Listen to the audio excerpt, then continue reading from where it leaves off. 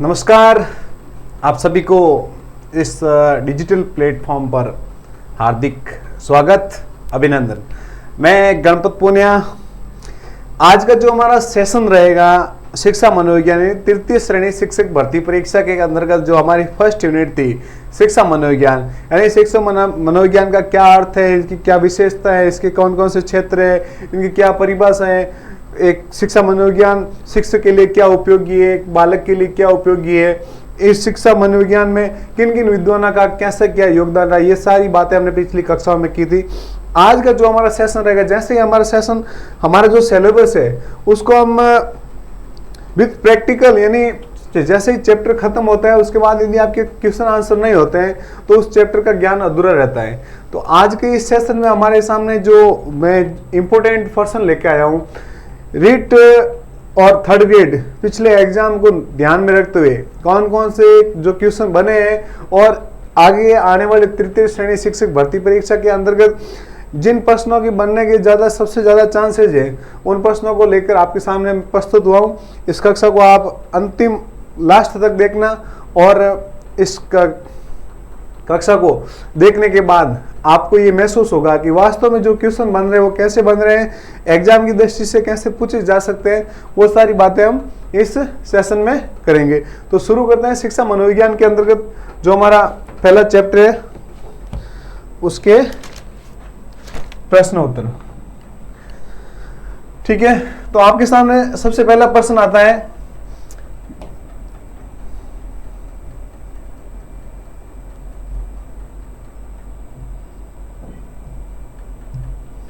ठीक है, question number आपका पहला, ठीक है, कि शताब्दियों पूर्व मनोविज्ञान को किसकी शाखा माना जाता है।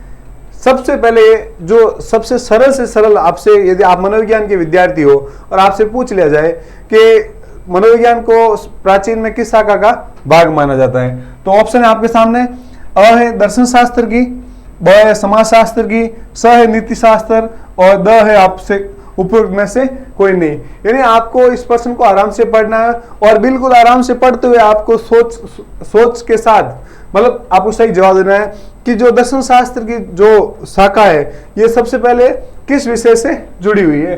तो ये मनोविज्ञान है जो दर्शन शास्त्र की शाखा रही है। ठीक है, फिर आता है हमारा दूसरा प्रश्न हमारे सामने कि मनोविज्ञान को स्वतंत्र विषय बनने के लिए सबसे पहले परिभाषा दी गई। यानी हमने 4 परिभाषाओं का अलग अलग आकलन किया था कि सबसे पहले कौन सी परिभाषा आई थी, उसके बाद कौन सी, वर्तमान में कौन सी परिभाषा चल रही है। तो ये पूछ रहा है कि मनोविज्ञान को स्वतंत्र विषय बनने के लिए सबसे पहले परिभाषा दी गई थी, वो परिभाषा कौन सी है। तो ऑप्शन आपके सामने, अ है आत्मा का विज्ञान, ब है मन या मस्तिष्क का विज्ञान, स है चेतना का विज्ञान और द है व्यवहार का विज्ञान। आपने जब सबसे पहला सेशन आपने देखा होगा तो उसमें हमने मनोविज्ञान की उत्पत्ति बताई थी, मनोविज्ञान के जो चरण बताए थे, उसमें सबसे पहला चरण था आत्मा का विज्ञान। ठीक है ना, तो स्वतंत्र विषय बनने के लिए सबसे पहले परिभाषा किसकी आई है, आत्मा के विज्ञान की। और यही बात आपको वर्तमान में पूछ लिया जाए, मैंने कहा था ना कि सबसे पहले आत्मा के अंदर, फिर आता है मन या मस्तिष्क के अंदर। तो मस्तिष्क या मन के अंदर कोई बात आती है तो हमारे जीवन में क्या होती है, चेतना, और चेतना से ही हमारे व्यवहार क्या होता है, परिवर्तन। तो इस तरह से मैंने एक आपको ट्रिक बताई थी। तो आत्मा, आत्मा से आ गया मन, मन से चेतना और चेतना से व्यवहार। तो वर्तमान में व्यवहार का विज्ञान ये माना जाता है और सबसे पहले जो स्वतंत्र विषय के रूप में परिभाषा दी गई थी वो है आत्मा का विज्ञान। वेरी इंपोर्टेंट प्रश्न पूछ सकता है, ठीक है ना, आप इसको इंपोर्टेंट करके रख सकते हो। ठीक है, बढ़ते हैं आगे। अगला प्रश्न है, इटली के मनोवैज्ञानिक पैम्पोनोजी ने मनोविज्ञान को माना है। ठीक है ना, इटली के मनोवैज्ञानिक ने कौन सी परिभाषा दी थी, 4 परिभाषा अलग अलग दी थी। ठीक है ना, तो इसमें सबसे पहला आता है मन या मस्तिष्क का विज्ञान, चेतना का विज्ञान, आत्मा का विज्ञान, व्यवहार का विज्ञान। आपको आराम से, क्योंकि आपको ये क्रम है ना ऊपर नीचे करके दे सकता है कंफ्यूजन करने के लिए, आपको किसी प्रकार से कंफ्यूजन नहीं रहना है। तो इटली के मनोवैज्ञानिक पैम्पोनोजी ने मनोविज्ञान को माना है। तो सबसे पहला ऑप्शन है हमारा मन या मस्तिष्क का विज्ञान। यानी आत्मा का विज्ञान अलग दिया है। जो दूसरी परिभाषा दी है मन या मस्तिष्क का विज्ञान, ठीक है ना, उसमें आते हैं इटली के। इटली में भी एक प्रसिद्ध मनोविज्ञान कौन, पेम्पनोजी। नेक्स्ट क्वेश्चन है हमारे कि चेतना का विज्ञान मानने वाले वैज्ञानिक है।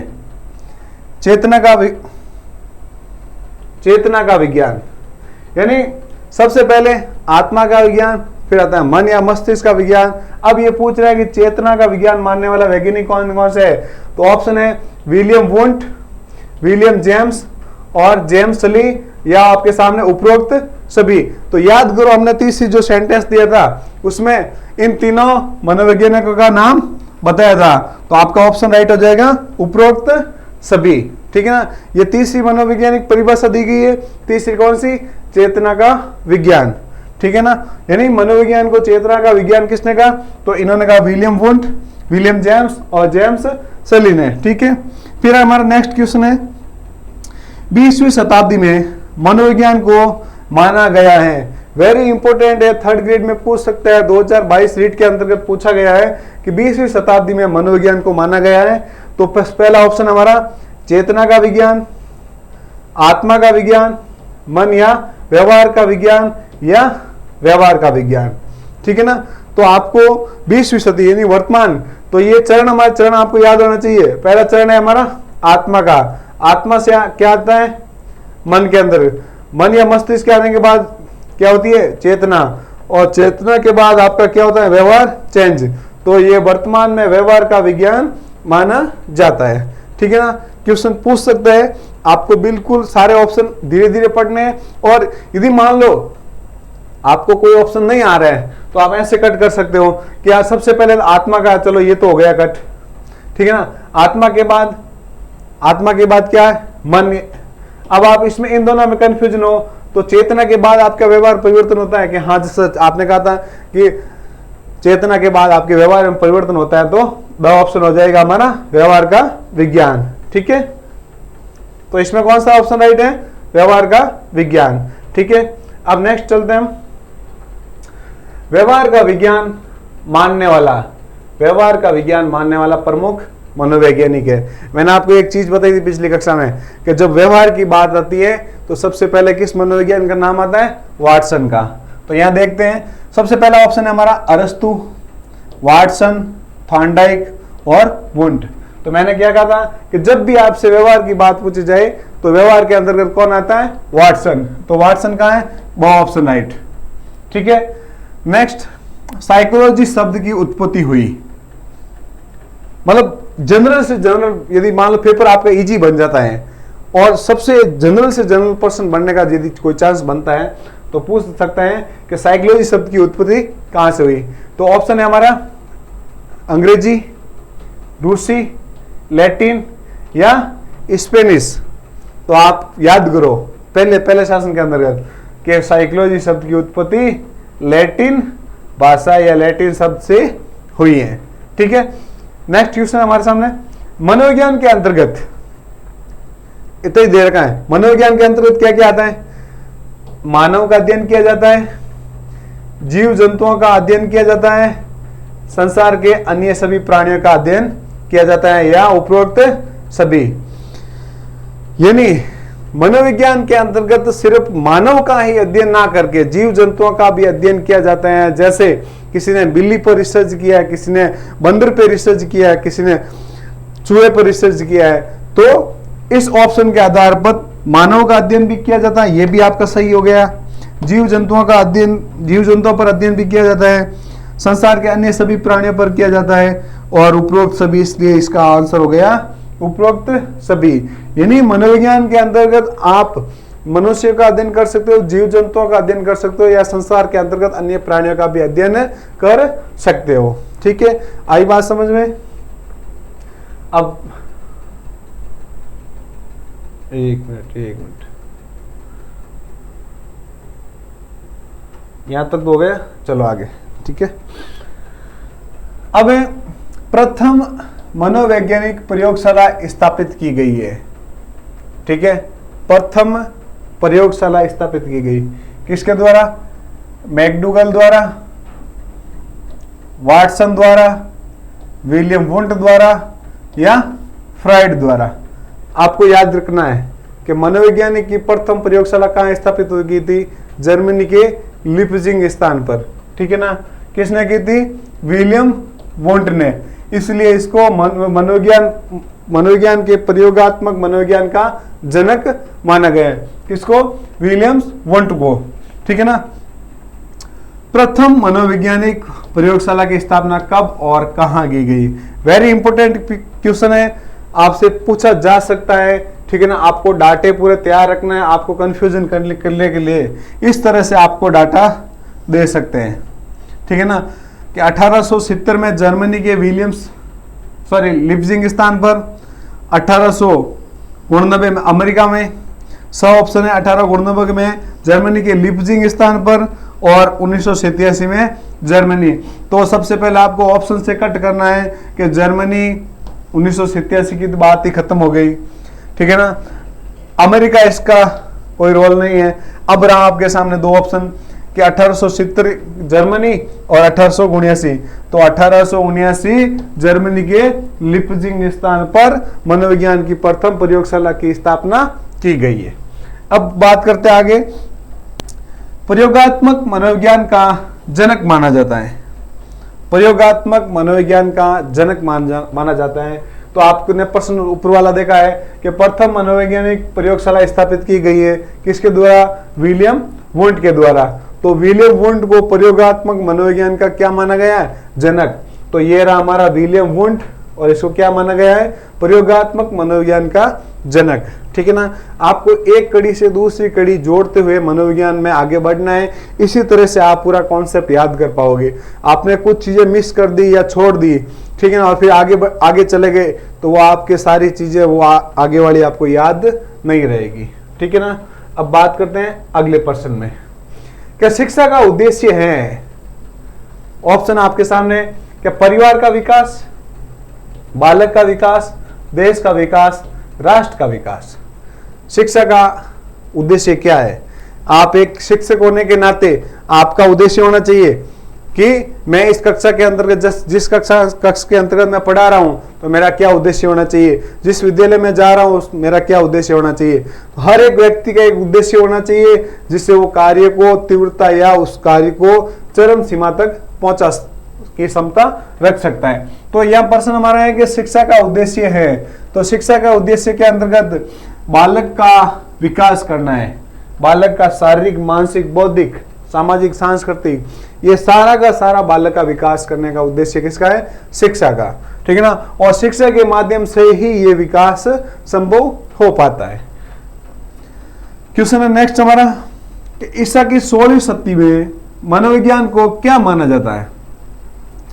ईसा की 16वीं सदी के अंतर्गत मनोविज्ञान को क्या माना जाता है? मैं पिछले जो हमारे शुरुआती क्वेश्चन थे उसमें आपको बताया था कि जो मनोविज्ञान की परिभाषा के चरण थे 4, कौन कौन से? आत्मा का विज्ञान, मन या मस्तिष्क का विज्ञान, चेतना का विज्ञान और व्यवहार का विज्ञान। तो सबसे पहले परिभाषा 16वीं शताब्दी में आई थी। ठीक है ना? तो इसमें माना गया था आत्मा का विज्ञान। इस चीज को याद रखना। क्वेश्चन आपको घुमा फिरा के कैसे भी पूछ सकते हैं, ऑप्शन वही के वही आ रहे हैं, आपको बस थोड़ा धैर्य के साथ प्रश्न को हल करना है। ठीक है? बढ़ते हैं आगे। क्वेश्चन है हमारे सामने कि मनोविज्ञान व्यवहार का विज्ञान है, उपयुक्त कथन किसका है? परिभाषा भी आपको मैंने बताई थी, परिभाषा भी पूछ सकता है क्योंकि 3rd ग्रेड के अंतर्गत सीधा सीधा फैक्ट पूछे जाते हैं। ठीक है ना? मनोविज्ञान व्यवहार का विज्ञान है, उपयुक्त कथन किसका है? ठीक है ना? तो मैंने आपसे कहा था कि जब व्यवहार की बात आती है वहां वाटसन का नाम सबसे पहला आता है। तो ये हमारा ऑप्शन ब राइट हो गया, वाटसन। ठीक है ना? इसमें थोड़ा मिस प्रिंट है तो आप सही कर लेना, वाटसन। ठीक है ना? तो ये कथन किसका है कि अब मनोवैज्ञानिक व्यवहार का विज्ञान है, ये वाटसन का कथन है। ठीक है? अब बढ़ते हैं आगे। साइकी शब्द का अर्थ है, साइकी शब्द का अर्थ है, साइकी शब्द का अर्थ क्या है? इसमें ऑप्शन आ गया हमारा मानवीय आत्मा या मन, ब ऑप्शन है मानव या ज्ञान का पिंड, स ऑप्शन है बुद्धि व मन को जानना, द ऑप्शन है उपरोक्त में से कोई नहीं। इन चारों में से कौन सा ऑप्शन सही होगा? यानी साइकी शब्द का क्या अर्थ है? मानवीय आत्मा या मन, ज्ञान का पिंड, बुद्धि व मन को जानना, उपरोक्त में से कोई नहीं। तो आपको इस प्रश्न को समझने के लिए आप एक बार ऑप्शन के ऊपर जा सकते हो। यदि आपको मान लो ये प्रश्न नहीं आता है तो आप ऑप्शन के माध्यम से कि ज्ञान का पिंड ये हमारा कट हो गया, ठीक है ना, बुद्धि व मन को जानना, नहीं आत्मा या मन को जानना है, ठीक है ना। तो साइकी शब्द क्या है? आत्मा या मन, ठीक है। वर्तमान में मनोविज्ञान है, वही क्वेश्चन आपसे घुमा फिरा के पूछा जा रहा है, ठीक है ना। कौन सा? चेतना का विज्ञान, व्यवहार का विज्ञान, मस्तिष्क का विज्ञान या आत्मा का विज्ञान। वो चारों परिभाषा आपसे किसी भी प्रकार से घूम फिर के आपके सामने आ रही है, ठीक है ना। वो 4 चरण थे, उस चारों चरण को आपको सही तरीके से पढ़ना है। किस किस सन में उन चरणों का उल्लेख हुआ, उनके कौन कौन से प्रमुख मनोविज्ञानियों का योगदान था, किस चरण में किस मनोविज्ञान का योगदान रहा, ठीक है ना। तो वर्तमान में कौन है? वर्तमान में हम चल रहे हैं 20वीं सदी के अंदर। तो 20वीं सदी के अंदर का हमारा कौन सा लास्ट जो चौथा चरण था, व्यवहार का विज्ञान, ये वर्तमान में ये है मनोविज्ञान है। यानी व्यवहार का विज्ञान अभी वर्तमान में चल रहा है, ठीक है ना। इस चीज को आप याद रखें। अब बात करते हैं हम नेक्स्ट क्वेश्चन में कि शिक्षा मनोविज्ञान में जिन बालकों का व्यवहार का अध्ययन किया जाता है, ठीक है ना, यानी शिक्षा मनोविज्ञान के अंदर किन किन बालकों के व्यवहार का अध्ययन किया जाता है। तो ऑप्शन है हमारे सामने, अ है मंदबुद्धि, पिछड़े हुए, समस्यात्मक, और द ऑप्शन है इसमें से सभी। यानी मनोविज्ञान के अंतर्गत किसी ऐसे बालक के ऊपर मुख्य रूप से ध्यान नहीं जो किसी समस्या से ग्रस्त हो, यानी सभी बालकों का, ठीक है ना। तो सभी के अंतर्गत मंदबुद्धि भी आ जाएगा, पिछड़े हुए भी आ जाएंगे और समस्यात्मक बालक भी आ जाएंगे। तो आपका ऑप्शन राइट हो गया इसमें से सभी, ठीक है ना। सभी बालकों के व्यवहार का अध्ययन किया जाता है। ऐसे नहीं कि कक्षा के अंतर्गत 1 या 2 बालकों का अध्ययन किया जाता है। कक्षा के अंतर्गत सभी बालकों का अध्ययन किया जाता है। किसके अंतर्गत? शिक्षा मनोविज्ञान के अंतर्गत, ठीक है।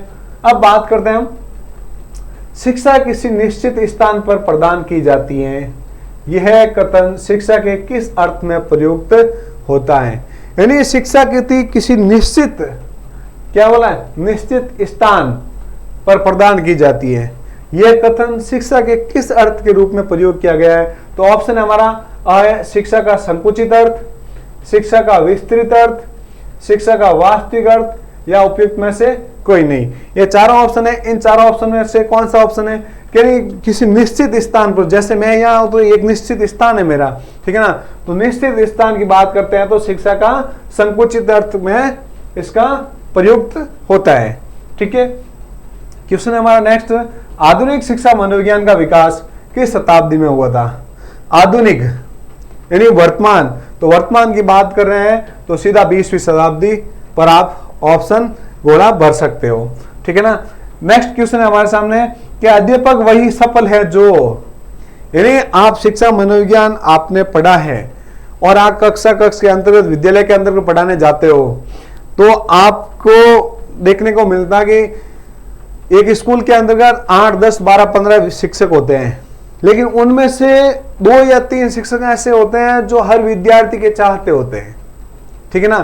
तो आपके सामने क्वेश्चन है कि अध्यापक वही सफल है जो, ऑप्शन है बालकों को पहचानता है, बालकों की रुचि को जानता है, बालक का परिवार जानता है, या आदतों को जानता है, ठीक है ना। इस तरह से आपके सामने क्वेश्चन आएगा। अब क्वेश्चन बड़ा थोड़ा ढंग का क्वेश्चन था तो इसने मैंने इसको क्या, चलो इस क्वेश्चन को पूछते हैं कि आप एज इट अध्यापक के रूप में आप विद्यालय के अंतर्गत कार्य कर रहे हो, ठीक है ना। तो आपसे पूछा जाए कि एक सफल शिक्षक की क्या विशेषता है, तो आपके एजुकेशन क्वालिफिकेशन के हिसाब से आप इस स्कूल में आए हो, इस स्कूल में आपने पद ग्रहण किया है, लेकिन पद ग्रहण करने से ही आप एक सफल शिक्षक नहीं कहलाते हो, ठीक है ना।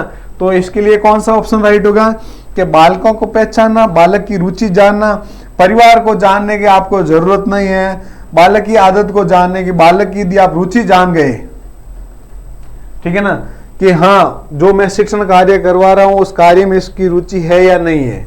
यदि रुचि होगी तो वो शिक्षण पूर्ण रूप से प्रभावी होगा, और रुचि नहीं लेगा तो वो शिक्षण प्रभावी नहीं होगा। ठीक है, तो बालक की रुचि को जानना एक अच्छे शिक्षक की पहचान होती है। ठीक है, फिर नेक्स्ट क्वेश्चन है हमारा, किसी व्यक्ति के जन्म से लेकर उसकी वृद्धावस्था तक के अधिगम अनुभव का वर्णन एवं व्याख्या ही शिक्षा मनोविज्ञान है। यह कथन किसका है? ठीक है, किसी व्यक्ति के जन्म से लेकर उसके वृद्धावस्था तक अधिगम अनुभव का वर्णन एवं व्याख्या ही शिक्षा मनोविज्ञान है। तो यह कथन किसका है?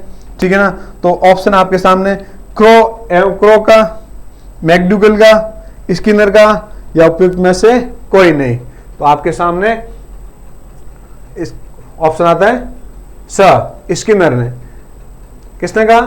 किसी व्यक्ति के जन्म से लेकर उसकी वृद्धावस्था तक अधिगम अनुभव का वर्णन है, व्याख्या ही शिक्षा का मनोविज्ञान है। यह कथन किसने दिया था? स्किनर ने दिया था।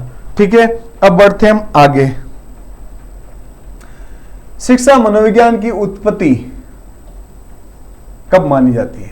वेरी इंपॉर्टेंट क्वेश्चन है कि शिक्षा मनोविज्ञान की उत्पत्ति कब मानी गई है। ऑप्शन है 1947, 1920 ईस्वी में, 1940 में, या 1900 के अंतर्गत।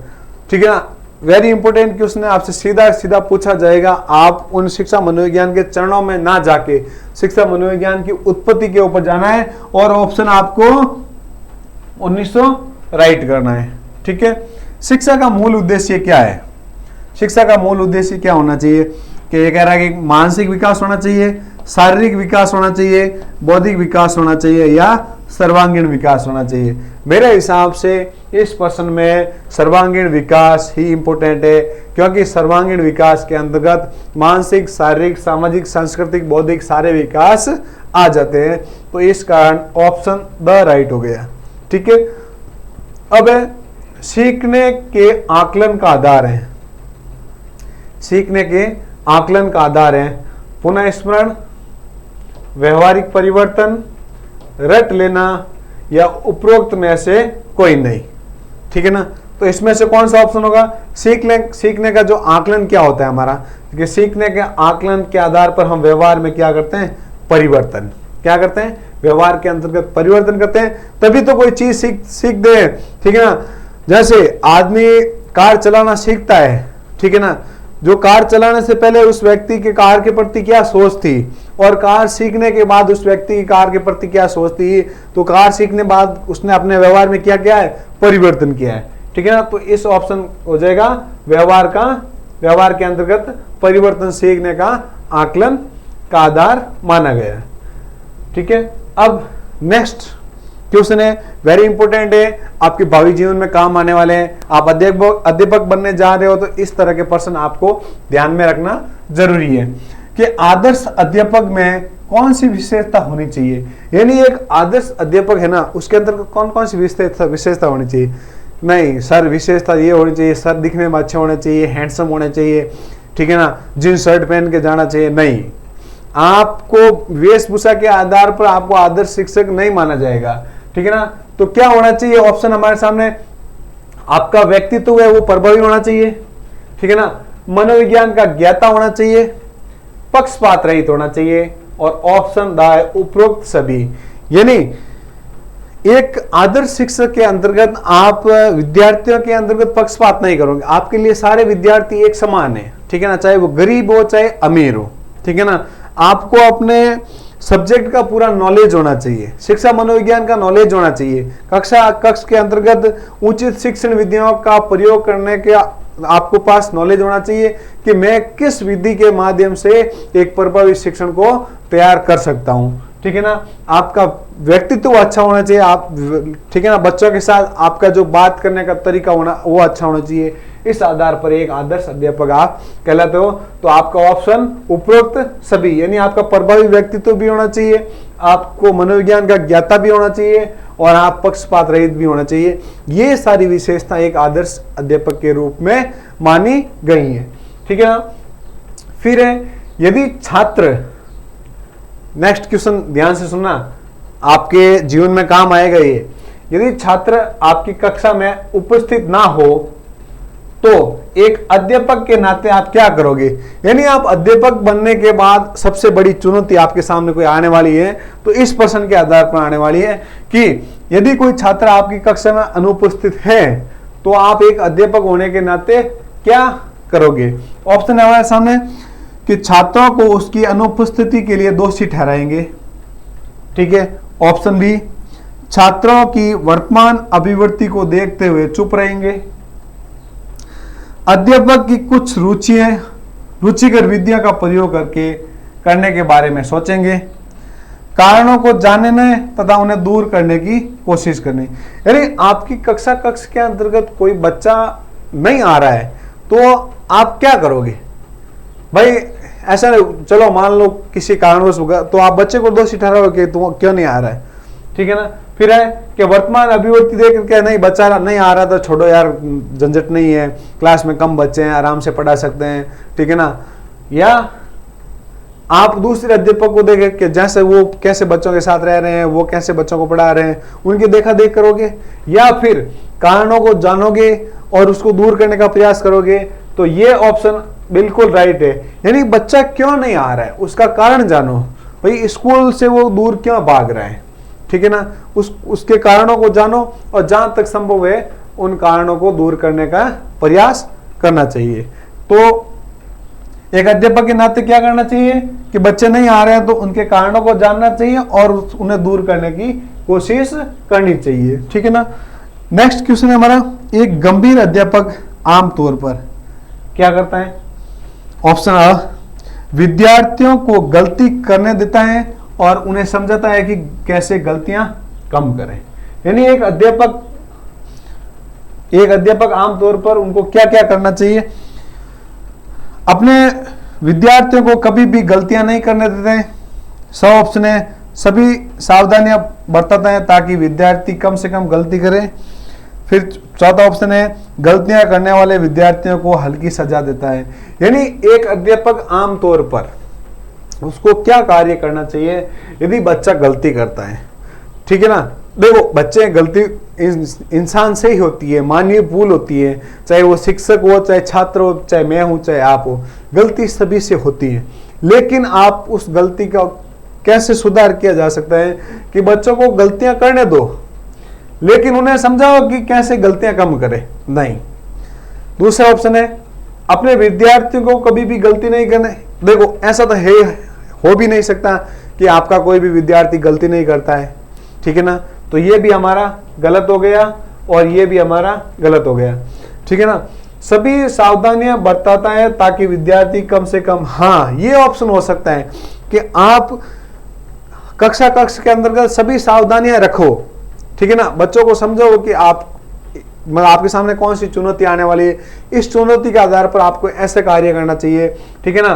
तो हाँ ये हो सकता है कि आप सावधानियां बरताएं ताकि विद्यार्थी कम से कम गलती करें, ठीक है ना। फिर चौथा हमारा है कि गलती करने वाले विद्यार्थियों को हल्की सजा देते हैं, ये भी गलत है, ठीक है ना। हाँ सजा देनी चाहिए लेकिन ऐसा नहीं है कि छोटी सी गलती में आप उनको बड़ी सजा दो, ये आपके सामने गलत है। तो ऑप्शन स हमारा राइट होता है कि गंभीर अध्यापक आमतौर पर सभी विद्यार्थियों को सावधानी बरतने को कहता है तथा विद्यार्थियों को कम से कम सावधानी बरते गए तो कम से कम गलती होने के चांस रहेंगे, ठीक है। बढ़ते आगे, निम्नलिखित में से कौन सी विशेषता अध्यापक से संबंधित नहीं है? यानी एक आपसे पिछले क्वेश्चन पूछा गया कि एक अध्यापक की क्या विशेषता हो सकती है, तो अब आपको बतानी चाहिए कि निम्नलिखित में से कौन सी विशेषता अध्यापक से संबंधित नहीं है, ठीक है ना। आ ऑप्शन है विषय वस्तु की निपुणता, विषय वस्तु की निपुणता है, ठीक है ना। राजनीतिक नेताओं से सम्मान, ठीक है।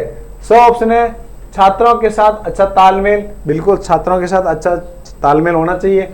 प्रभावी उसका मौखिक संचार होना चाहिए, यानी मेरा जो मौखिक संचार है वो प्रभावी रूप से नहीं होगा, मेरी आवाज बिल्कुल धीरे है, बच्चे सुन नहीं पा रहे हैं, तो मेरा उस कक्षा पर प्रभावी रूप से नियंत्रण नहीं होगा। तो अध्यापक की संबंधित कौन सी विशेषता नहीं है? ये वाली। आपको राजनीतिक नेताओं से सम्मान आपको नहीं चाहिए, क्योंकि आप एक शिक्षा के मंदिर में पढ़ाने जा रहे हो, तो आपको विषय वस्तु पर आपका पूरा ध्यान होना चाहिए, छात्रों के साथ आपका अच्छा तालमेल होना चाहिए, आपका प्रभावी मौखिक संचार होना चाहिए। राजनीतिक विचारधारा लोगों से जितने हम दूर रहेंगे, उतना हमारा जो शिक्षण कार्य है वो प्रभावी रूप से कार्य करेगा। नेक्स्ट क्वेश्चन है, यदि शिक्षक कक्षा में शिक्षण के समय कोई गंभीर त्रुटि कर जाता है तो उसे निम्नलिखित कार्य करना चाहिए। यानी जैसे मैं यहाँ पढ़ा रहा हूं और मेरे से कोई गलती हो जाए, ठीक है ना, तो मुझे क्या करना चाहिए? क्वेश्चन को छोड़ देना चाहिए, ठीक है ना, या उस चीज पर ध्यान नहीं देना चाहिए, ठीक है ना। तो ऑप्शन क्या क्या आपके सामने? वह अपनी त्रुटि को तुरंत स्वीकार कर ले, ठीक है, वह इसे भूलने का प्रयास करे, त्रुटि करें और भूल जाए, उसके प्रति अज्ञा बन जाए। मतलब कह रहे हैं कि आप कोई गलती कर रहे हो तो उसको भूल जाओ और आगे निकल जाओ, ठीक है ना, और उसके प्रति आपका मतलब ध्यान भी नहीं जाना चाहिए वापस, नहीं, वह आपकी त्रुटि को तुरंत स्वीकार, यदि मैंने कुछ गलत लिखा है तो बिल्कुल मुझे एक्सेप्ट करना चाहिए कि हाँ या मैंने गलत लिखा है, ठीक है ना। तो एक शिक्षण कार्य करते समय शिक्षक को अपनी गलतियों को स्वीकार कर लेनी चाहिए, ठीक है ना। फिर नेक्स्ट क्वेश्चन है, शिक्षा एक त्रियामी समन्वित रूप है क्योंकि इसका अंग होता है, ठीक है ना। यानी शिक्षा का 3 स्टेप है ये शिक्षण का, ठीक है ना। तो सबसे ऊपर आता हमारा शिक्षक, फिर यहां आता है विद्यार्थी,